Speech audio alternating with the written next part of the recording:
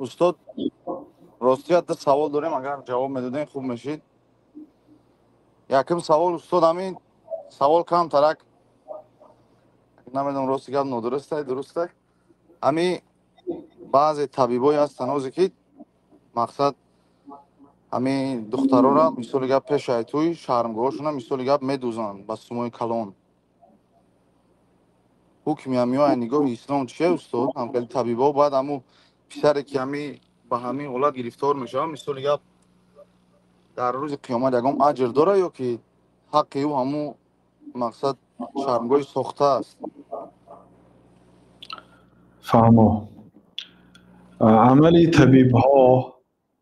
طبیب ها حرام است. این عمل نادرست است برای اینکه این غش است، این فریب است و این یاری به گناه است.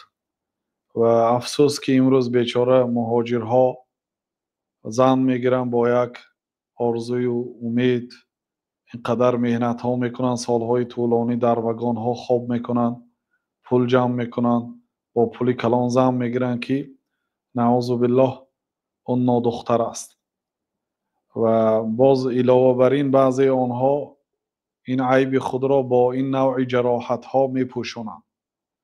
البته این نوع جراحت ها حرام است. اولش این که در اینجا کشادن عورت است، دویمش این غش است، از این بالاتر فریب است، فریب و پوشانیدن گناه است. در همین خیل حالت ها یعنی کسی که نادختر است بگذار، یعنی اگر خاصتا به گناهش اگر توبه کرده باشد بگذار عیبش گفته شوهر کند. برای آنکه در نزد ما حادثه های بسیار است، شکایت های بسیار است.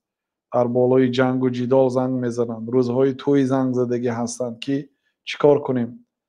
من حاضرم این حالت وقتی که میفهمد پیش از شوهر کردن و چندین مردها که علاقه های نادرست غیر شرعی داشته است. یعنی یک روزی به امید این دنیا همین خود دنیای فانی هست. به امید این روز رو چندین سالها منتظر بود، روز خرسندیش، لیکن این روز خرسندیش برایش یک دوزخ دیگر شد.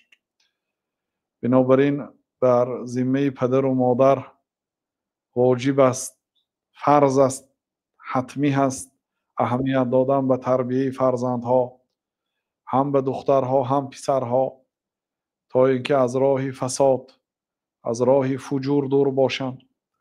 و خاصتا در این زمانه که طبق شریعت عمل کردن مانند لخچه را در دست گرفتن است. وظیفه پدر و مادر خورانیدن و نوشانیدن نیست، فقط وظیفه اساسی پدر و مادر تربیه فرزندان است. پدر و مادر بی اهمیتی نکنید. چقدر دخترها نعوذ بالله ظالم ها هم هستند، بعضی دخترهای مظلوم هم هستند که مقصد تجاوز به ناموس شدند، نه به خواهش خود زنا کردند بلکه زوراً دزدیده شدند، غصب کرده شدند، تجاوز به ناموس آنها کرده شد. بله، در همین حالت هم شما این کارا نکنید. در این حالت که دخترها گناهکار نیستند وقتی که به دست ظالمی افتاد، لیکن فریب داد مرا، فریب نخورید بود. حضرت عمر میگه که لست بخبع ولا الخبع یخدعنی، من فریبگر نیستم ولی فریبگرم من فریب داده نمیتوند. بنابراین این باز ما را تاکید میکند به ضرورت آموختن علم شریعت. ان الصلاة تنهى عن الفحشاء والمنکر، نماز انسان را از فحشا و منکر، از فاحشگی نگاه میدارد. نماز درست، البته نماز طبق سنت، نمازی که الله فرموده است، نمازی که رسول الله صلی الله علیه وسلم تعلیم دادند، اون نماز انسان را از کارهای فحش، از فاحشگی، از کارهای گناه نگاه می‌دارد. لیکن نماز که نگاه نداشت اون عیب نماز است. یعنی در نماز و در طهارتتان عیب است، خلل هست، نمازتان طبق شریعت نیست. آموزید نماز خواندن را، توحید را آموزید، پیش از همه عقیده را آموزید، الله تعالی را شناسید، در قلب فرزندان خود ترس الله تعالی را جایگیر کنید. چون که این گناه کثافت است.